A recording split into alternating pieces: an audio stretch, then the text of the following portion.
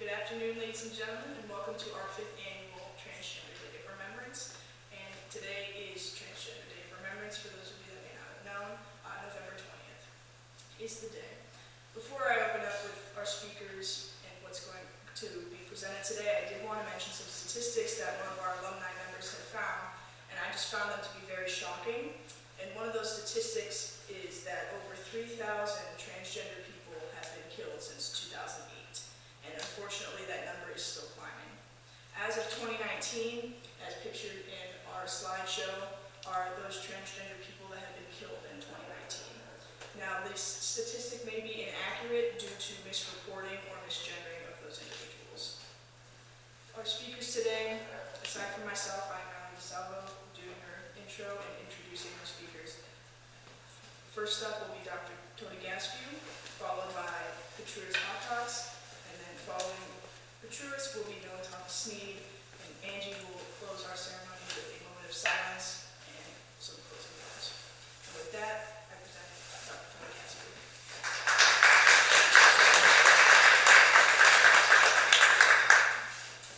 Good afternoon. I'm honored to be here and share my thoughts on this very special day, the Transgender Day of Remembrance. Today, I would like to briefly speak with you about policing and the transgender community. Transgender and non-binary people have historically faced humiliating and hurtful treatment during their interactions with police officers across America. The National Center for Transgender Equality revealed that nearly 70% of transgender people who interact with police report that they were mistreated, faced verbal harassment, misgendering, physical and/or sexual assault. More than half of our transgender family, friends, and colleagues across America report they would be afraid to ask police for help. To no one's surprise, the overwhelming majority of the 17,000 plus police departments in the U.S. support the structural and direct violence perpetrated against transgender people, refusing to adopt specific policies that protect our transgender communities. In fact, only a handful of police agencies have gender identity in their non-discrimination policies, require regular training on transgender interactions, or even require police officers to respectfully record a person's chosen name and pronouns, regardless of the information on their identification card. Sadly, some of these realities are impacted by our very own campus police. You may want to ask yourself why. Why aren't police departments embracing transgender lives? The answer has always lived both below and above the surface when it comes to American policing. Ignorance, anger, and fear. The results have been devastating for the transgender community, specifically our Black transgender family. No group under the LGBTQ umbrella faces more violence than Black transgender people. Given some of the statistics that we're talking about today, while the overall murder rate in the United States is 1 in every 19,000 people per year, the murder rate for Black trans women is 1 in every 2,600, more than 7 times as high as that of the general population. To place these figures into perspective, there are approximately 13,000 murders in the U.S. each year. If all Americans faced the same murder rate as Black trans women, there would be over 120,000 murders each year. Of course, The worst part is, we know the murder rate of our transgender community is much higher than these numbers. Because of course, no government agency consistently tracks violence against transgender people. And due to the incredible misgendering that police departments willfully participate in on a daily basis, these numbers always increase. Now you may ask, what can be done? I would first start right here on this campus. First, demand that campus police create policies and training that require a high level of dignity and respect within transgender and police interactions. 2, demand more faculty and staff that reflect our growing LGBTQ student body, specifically our transgender community. And finally, demand more LGBTQ specific courses and content in our curriculum, not just as elective courses, but as part of the core course requirement that every single student must successfully complete in order to graduate. Again, I would like to thank each of you for allowing me to speak on this very special day. Thank you.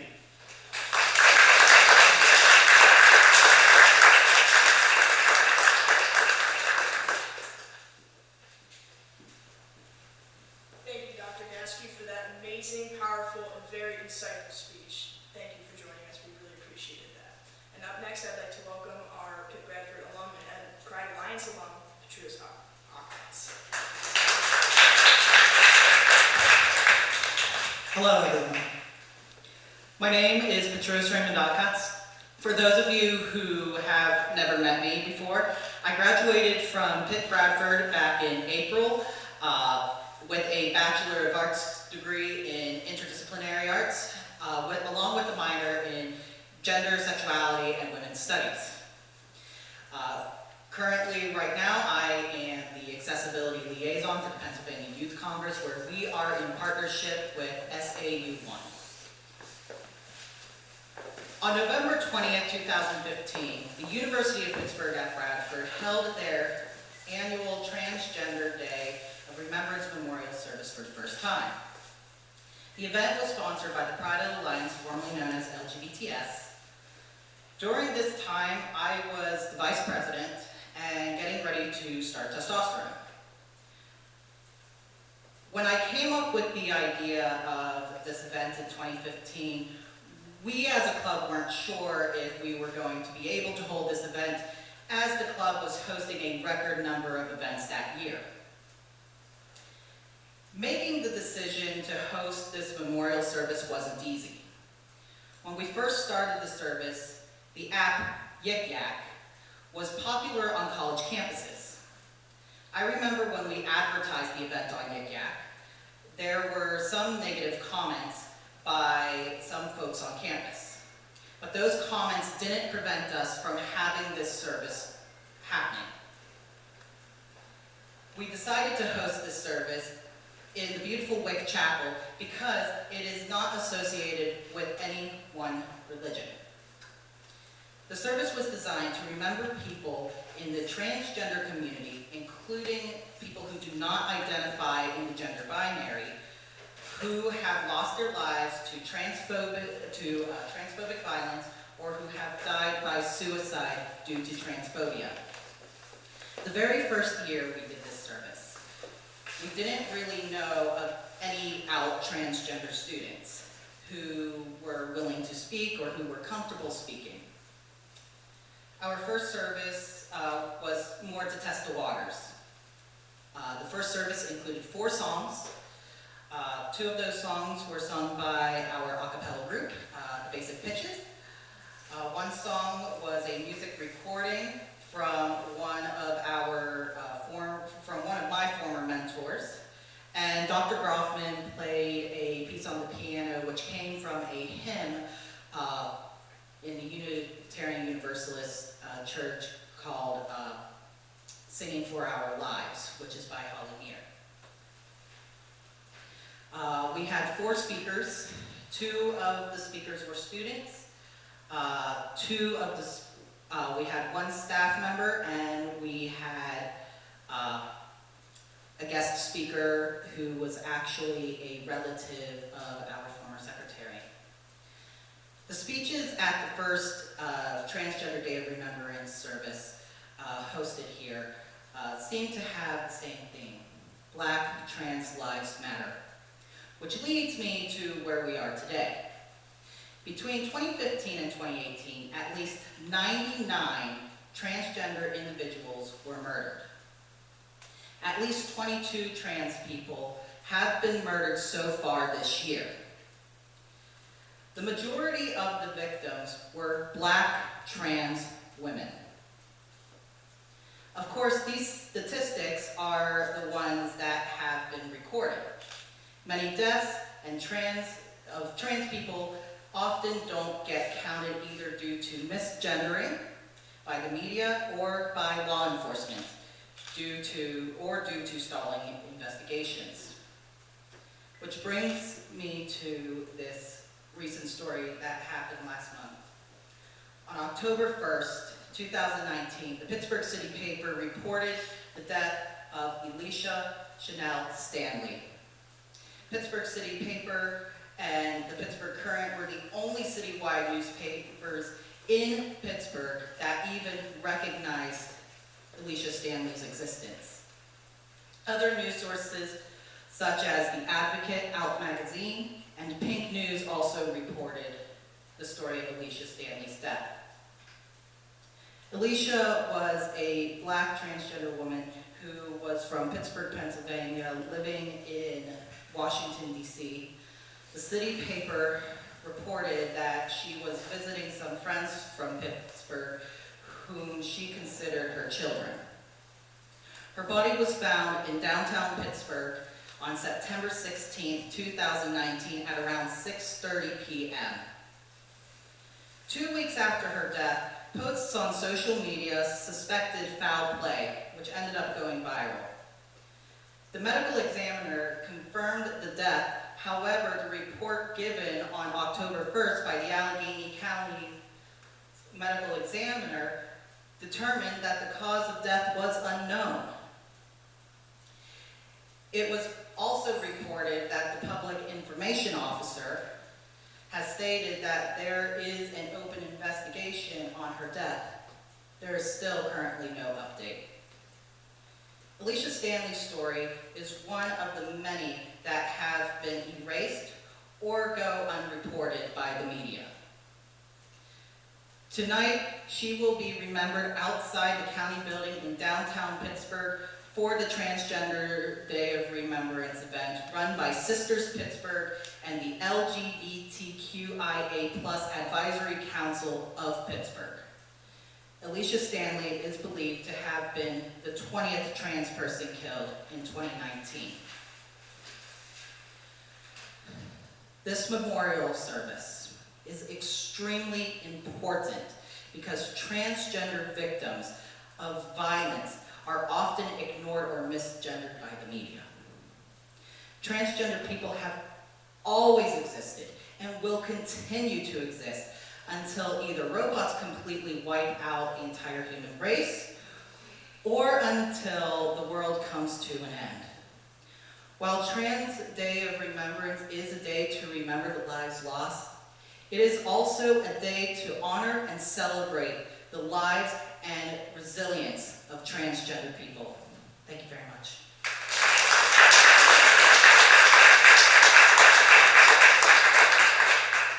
Thank you, Patrice. It's always a pleasure to have you speaking here.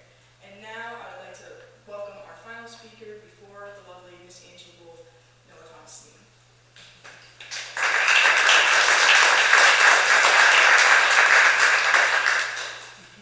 Good afternoon, everybody. Can you guys hear me?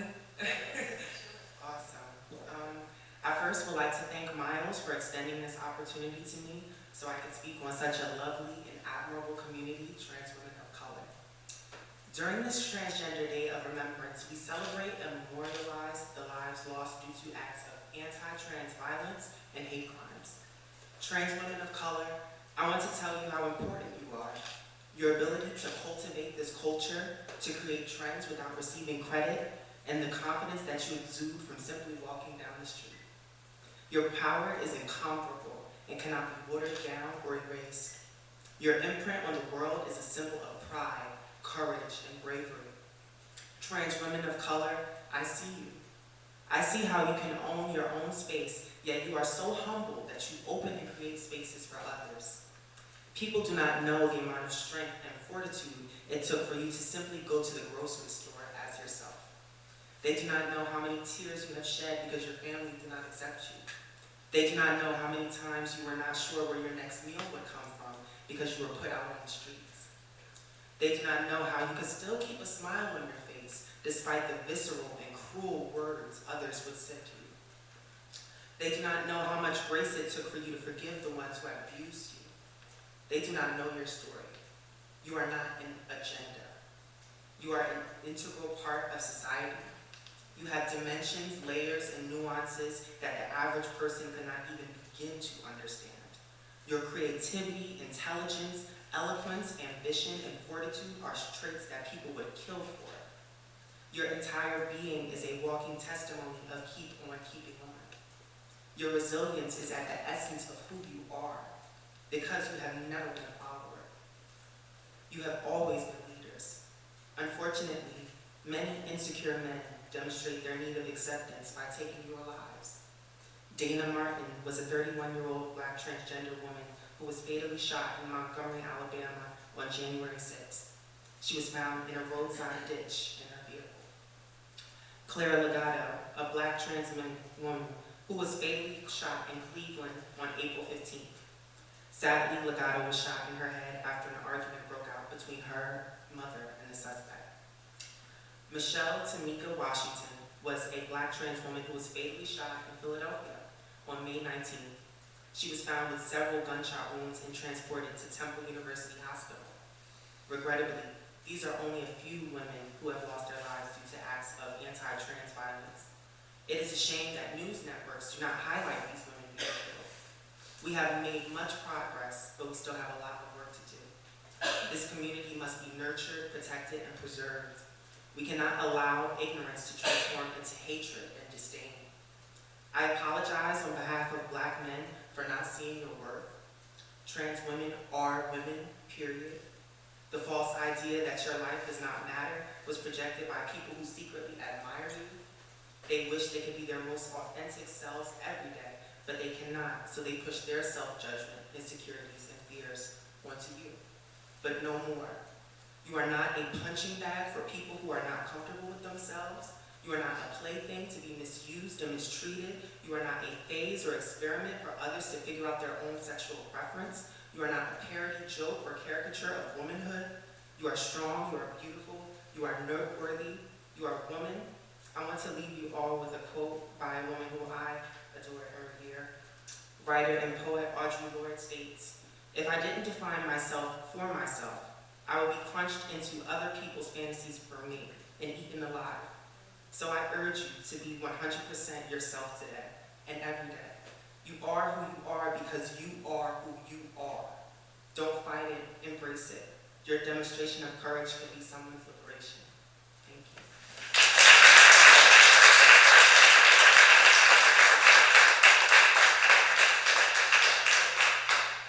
Thank you, Noah. That was absolutely beautiful. And now I'd like to welcome up Angie Wolf, who's going to lead us in a moment of silence and as well as some closing words. And Taryn Castillo will be lighting the candles for that moment of silence.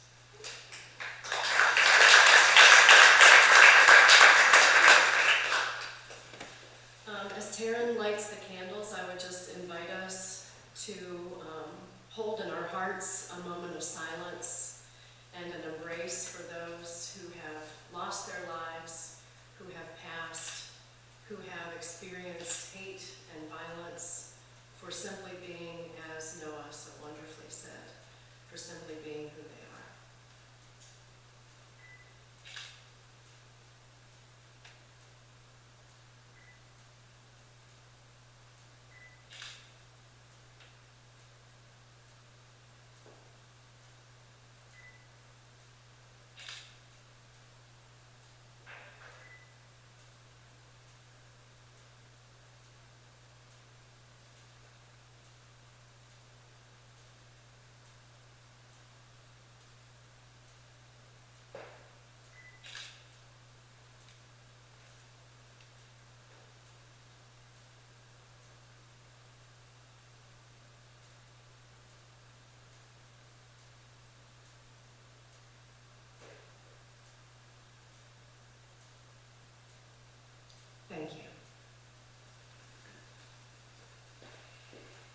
Today we observe National Transgender Day of Remembrance as a solemn occasion to honor those who have lost their lives or experienced violence because of their gender identity or gender expression.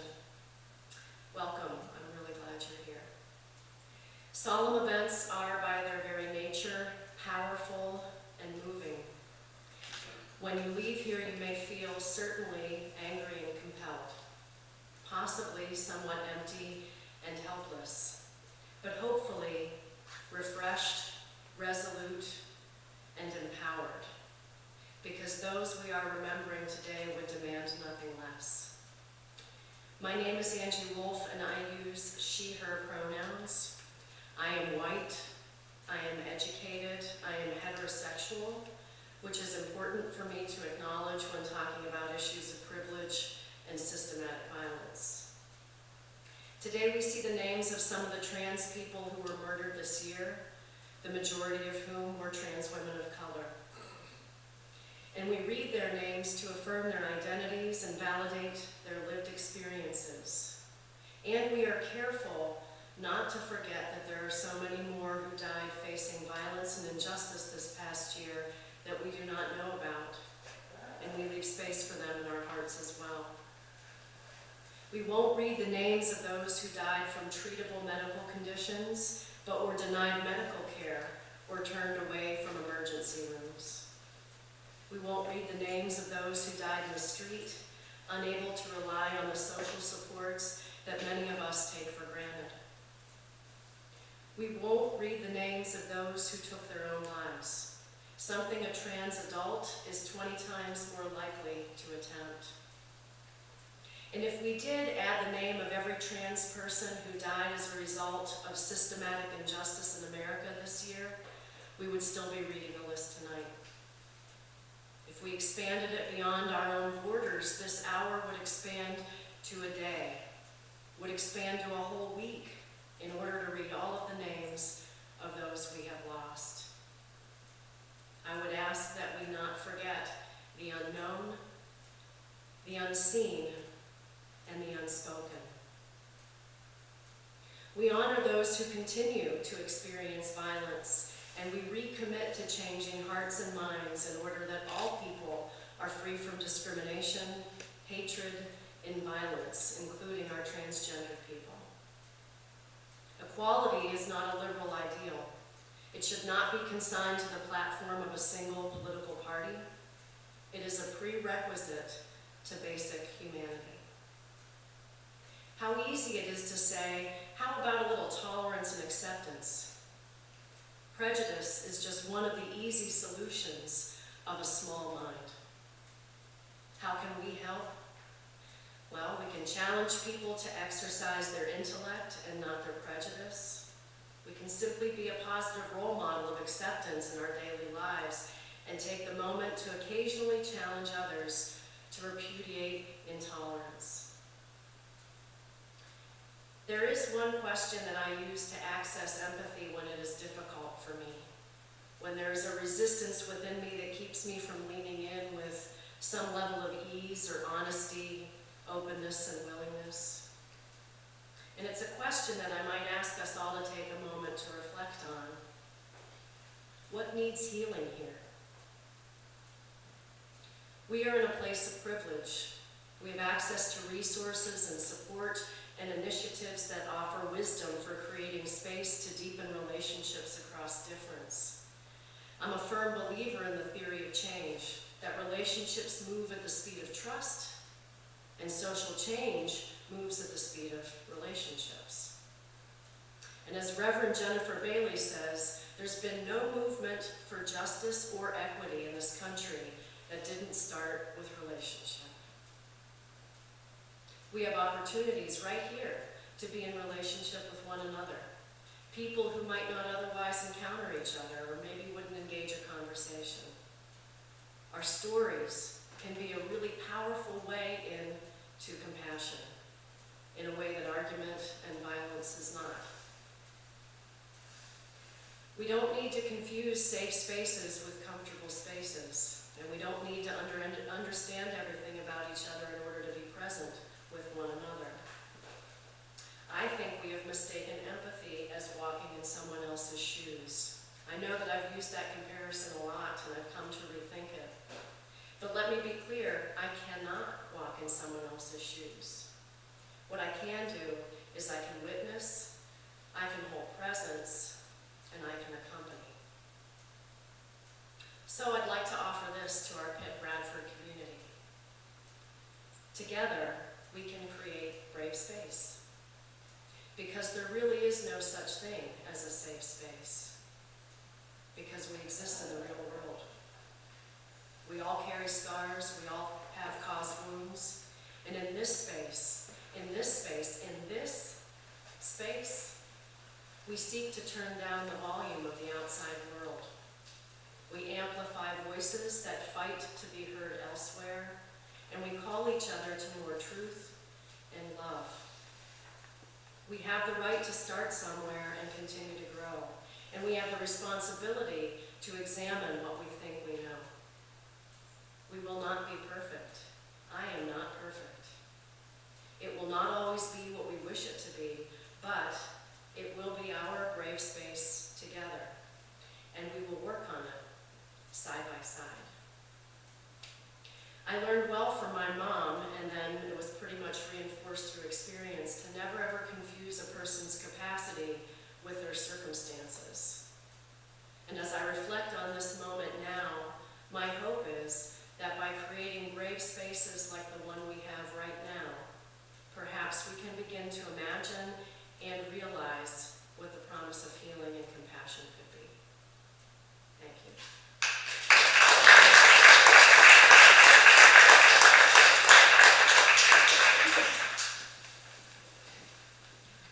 Thank you, Angie. Thank you to all our speakers as well as all of you in attendance. And as we go on with today and the rest of our lives, let us not forget those lives that we have lost, nor turn a blind eye to the injustice that is being done every day. Thank you.